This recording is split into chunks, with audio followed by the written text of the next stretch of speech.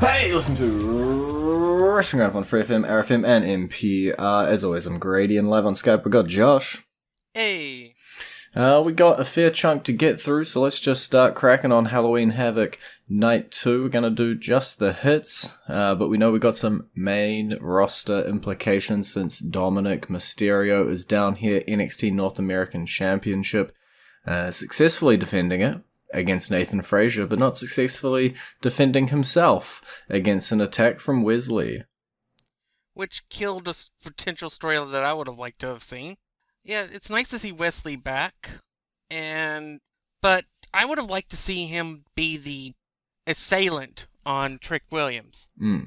It would have been interesting to turn him heel. But it is what it is. I think at this point they're not exactly sure who's going to be the official dethroner of Dom, because we all thought it was going to be Dragon Lee, and then they called Dragon Lee up to the main roster. So, I guess maybe the guy he beat for the title in the first place? Yeah, there's not a huge amount of options floating around in the scene at the moment. It seems like everybody who does poke up Dominic does, just beat and we move on from. Yeah. I mean, I think Trick would have been a great option, but then they moved off of him so quickly, and then they started another storyline with him. So, I don't know. It's just one of those things, like, it's like, at some point they do have to move on. They have to bring the title back to NXT permanently, but it's just a matter of when. When and who, I think, are the two big questions around that NXT North American champion, but Wesley thinks it'll be him. He's going to take that next shot. As you say, Trick Williams, a little bit preoccupied. We look at the main event, Ilya Dragunov defending his NXT championship against Carmelo Hayes, successfully picking up the retention, but not before, followed by Trick Williams confronting Carmelo Hayes and Baron Corbin attacking Dragunov, setting up our next two main event feuds for NXT. Yeah, it was a fantastic match. This is a fantastic trio of matches that they've had. Dragunov definitely needed to retain, and Melo is definitely sold with just the look that he was the one that attacked Trick. They didn't have to say it. Just the sheer horror on his face said everything. Yeah, sometimes I guess the most obvious outcome is the best outcome. You could throw something wild in here and be like, it was Lexus King or whoever you want to biff in that attacked him, and we could probably work with it, we could roll with it, but in terms of storyline implications and what makes sense, the obvious outcome is probably the choice that we'll end up with. Yeah, it was pretty obvious. The look, the sheer crazy look that Carmella had when they first announced Trick in the match, and then the fact that Trick got attacked and Carmella Hayes was there but didn't know who did it. It just all said everything that we've seen in this type of storyline before. It just seems like they've gone ahead and said, okay, Trick knows who did it. Instead of doing the whole detective thing, and the detective is the actual person that did it. Circa 2002, when Shawn Michaels got attacked by Triple H. So, I like that they changed that up, at least. At least it looks like Trick knows. Now, next week on NXT, they may play it off that he doesn't, or something. So we'll have to see how that part rolls out. But at least as of NXT this week, it definitely gave an impression Trick knows. Yeah, whether Trick knows because he saw it coming or whatever, or he just, I guess like all of the fans, knows what the most obvious outcome is, right? Sometimes it makes a little bit of sense. I think we've referenced it a couple of times, WWE have, where if the superstars just watched the weekly show, there wouldn't be so many problems with their storylines or their trust. For example, if the Bloodline had just watched a couple of episodes, they might have learned of a few betrayals under the surface. We'll talk about the NXT Women's Breakout Tournament probably just before going into our early entrance theme. Just to mention that Lola Vice was the one who came out on top and picked up the win thanks to a little bit of help from Elektra Lopez. Yeah, it was definitely an interesting decision, but I think it's fine because I think a lot of people were starting to get on Vice's side to begin with from this whole thing. Because I know when they first started, a lot of people were like, "Oh, I'm interested in that Lola Vice with her entrances and stuff." So yeah, I'm fine with it. Yeah, I think there was some good names throughout the tournament that I enjoyed seeing, and again, it's already a fully stacked NXT women's roster, and then you've just introduced 8 more women who will be building up and coming through as that next generation. I have to stop you there. Oh. 7 more women. Sorry. And an established person that was put in it because they missed out last year because of an injury. Fair enough. We'll say 7 coming up through the ranks then to be that next rookie class and be built up, and some of them will do well and some of them will probably fall off the radar. That's typically how we see these new stars coming through, and excited to see who's who and how it all shakes out a year or 2 from now. That is pretty much it in terms of time for the NXT Halloween Havoc Night 2. We got a lot of big matches coming up this weekend that we got to talk about, so we're going to go into our entrance theme slightly early. Unfortunately, although he couldn't pick up the NXT Championship, he's still going to be featured quite heavily in the main event scene of NXT, so we're going to be playing Carmelo Hayes' theme.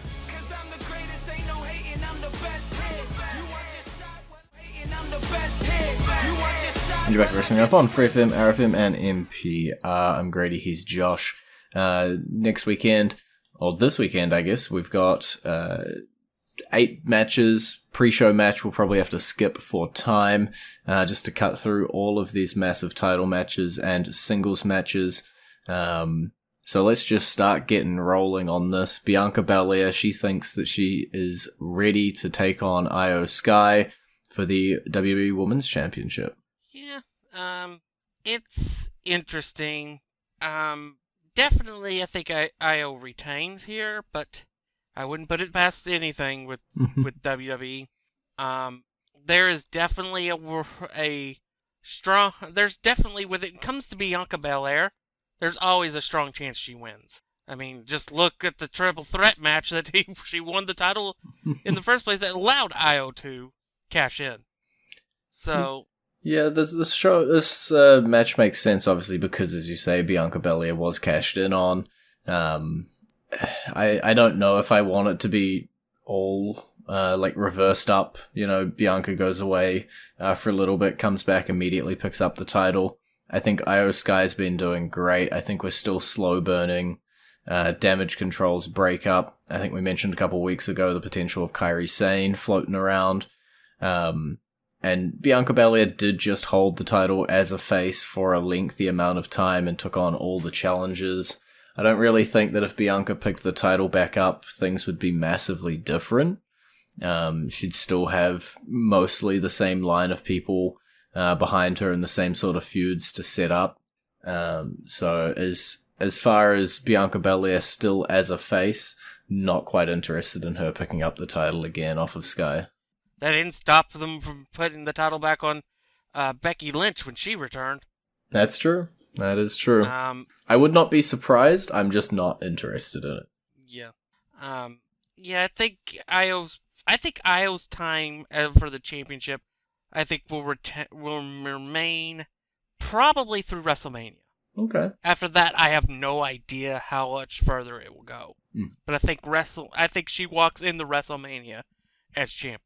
Alrighty, big call. Big call. Let's see if you can make another one, because the Women's World Championship also on the line. Rhea Ripley defending it against 4 other women: Nia Jax, Shayna Baszler, Zoe Stark, and Raquel Rodriguez. I think this is going to be a very interesting match.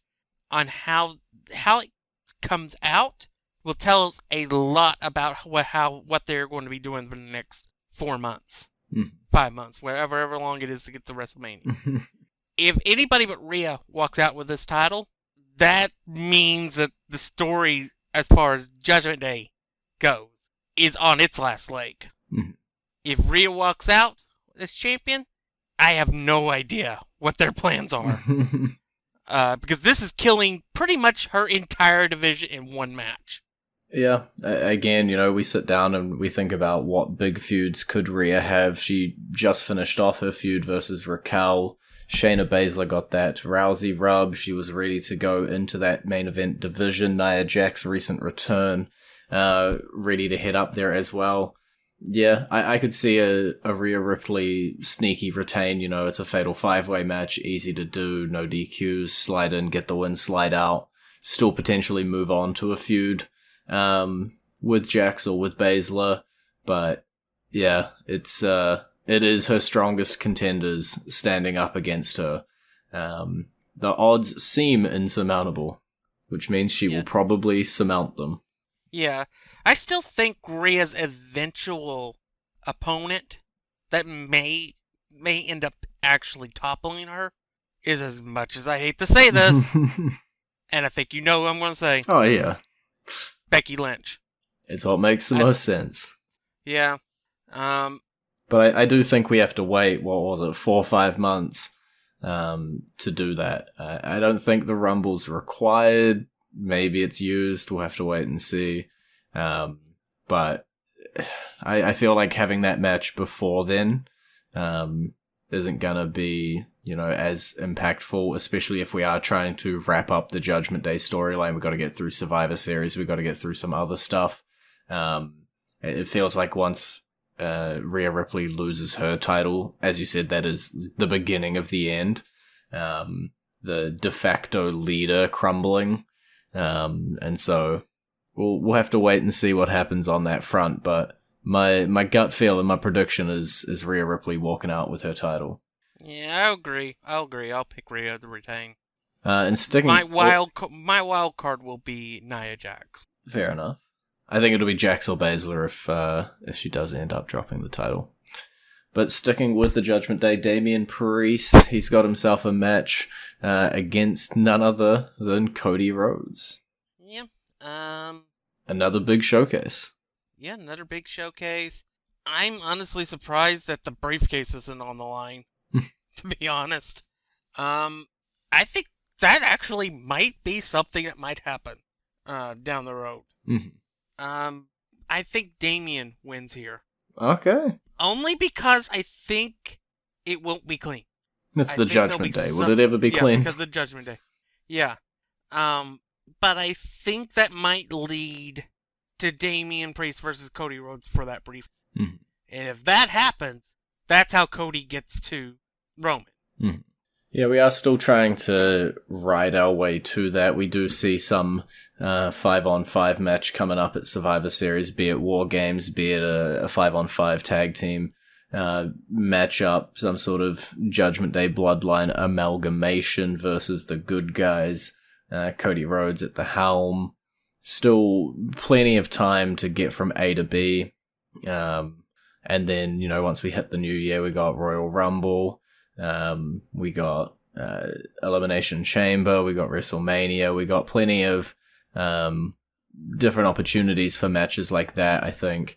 Cody Rhodes hasn't gotten super desperate yet, but I could see a repeat of Shawn Michaels' Undertaker 2 kind of storyline where Cody does get a little bit desperate, doesn't win the Rumble, maybe then starts targeting specifically the briefcase of Damian Priest.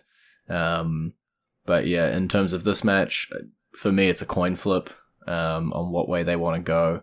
I think Damian Priest will look like $1 million at the end of it, and ultimately that's more important to me than who gets the 1, 2, 3. Yeah. Well, I'm going to say this. Christmas is on a Monday this year. What if they hold... Obviously, they'll tape it the week before. What if they do like a uh, Miracle in 36, whatever they call that, street fight for the briefcase, and that's how he wins it going into the new year. Yeah. Why not, man? Yeah, because there's not a pay-per-view between Survivor Series and Royal Rumble for the main roster. Mm-hmm. So it would have to be on a Raw for that to happen, and I think that would be a great point to do it at. Yeah. Good of point as any. Now talking about singles matches without titles on the line, John Cena, Solo Sikoa. Only other non-title match on the main card of this weekend. This is obviously for one reason only, and that's just to get John a win. You think Solo's going to cop a loss? Yeah, Solo's at a point in his career that he can afford to lose.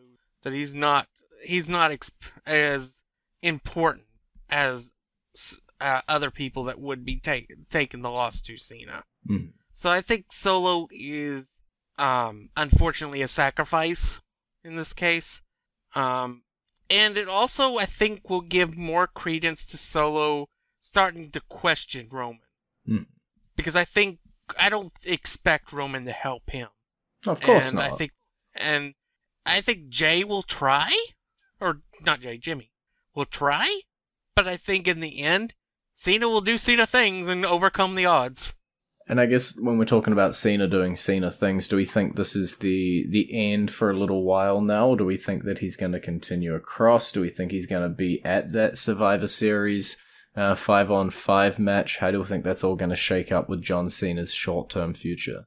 Honestly, I think Cena is in WWE as long as the actors stay on strike. Mm. I think if they sign an agreement and they go back to work, Cena goes back to work after this in Hollywood. If they don't, he's there as long as he needs to be. So I think, honestly, it's up to John Cena at this point, whether he works or not. I think I could see him easily being the fifth guy for the Faces, because they've already kind of teased that anyway. Yeah. He does fit in well. He is very anti-Bloodline. I feel like to be on the Faces side of things, you either got to be anti-Bloodline, anti-Judgment Day, or a little bit of both. Yeah. Or something else could happen. I'll throw that out when we get to the main event. Which one's the main event? We got one more match before we talk about the world titles. We got the United States Championship on the line. Deadbeat Dad Rey Mysterio going up against Logan Paul. I hate myself here. We can just move on. Yeah, I think Logan Paul walks out with the title. I said we could just move on. Yeah. I think it just makes sense, honestly. Yeah. You know, we talked about the opportunity for Logan Paul to capture a mid-card title, and the publicity it would do. And I guess that all stays standing. It would still be Logan Paul showing up in videos and podcasts, etc., holding this championship. Him and Rey will put on a good match, I'm sure, based on both of their track records. Rey Mysterio has bigger fish to fry with his whole LWO storyline anyway. I could see this interwinding with it. You know, does Escobar get mad and interfere a little bit? Or does, I don't know, Dominic poke his nose in, since we've hinted at Dominic as a potential heat magnet? There's a few different ways this match can go, but I do agree. I think it's like 85-90% chance that the outcome at the end of it all is Logan Paul holding the United States Championship. I need to go vomit in the bathroom now. Sorry. But World Heavyweight Championship time. Let's talk about the Raw one first. Seth Rollins defending against a very angry Drew McIntyre. Yeah, honestly, it's one of those situations where it's like, this is going to be Seth's most challenging opponent of his title reign. I am not at all sure if Seth's going to retain or not. Because it's like, Drew's at a stage where it's like, yeah, I can see Drew winning easily. And At the same time, I could see Seth retaining. This is like a 50-50 for me, really. It's a coin flip. Yeah. I'm gonna go with Seth retaining. I just don't think they have the plan for Drew, to be honest. And that has me concerned. That he's not resigning. And I also want Seth to be the one to be defending that title at WrestleMania when Gunther wins the Rumble. Fair enough. I agree. I flipped a coin. It landed on Seth Rollins, but it's a 51-49 on that. And it sucks to pick against my boy Drew. I'm with you. I think Drew took a little bit of time away, came back. He was going to do something with Riddle. That sort of gets pushed to the side thanks to actions outside Drew's control. And he's sort of just in the doldrums at the moment, not really knowing where he's going. And then we push him on up to the main event. We have him go against Seth Rollins in this more angry, more heel kind of role. And, you know, it definitely works for a matchup between the two. It works for a feud. He's coming off of Nakamura. Drew's a very different type of opponent. But yeah, it's like if Seth wins, Seth retains his title. I can think of a few other options we can go. You know, we got a rematch down the line with Drew. We got other competitors that I can see him doing stuff with. Continues with you love it or hate it as fighting champion piece. If Drew wins, it just feels like a bit of a sidestep, and we sort of got to look back and figure out where we're actually going to go. It doesn't make the hugest amount of sense for me, so I think most of his coin side of things is a heart. You know, Drew getting his big moment in front of the crowd. We thought he might get it at Clash at the Castle. And then, yeah, I just don't see it happening this weekend. If it does, I will give a little bit of a golf clap and be glad that Drew did get it.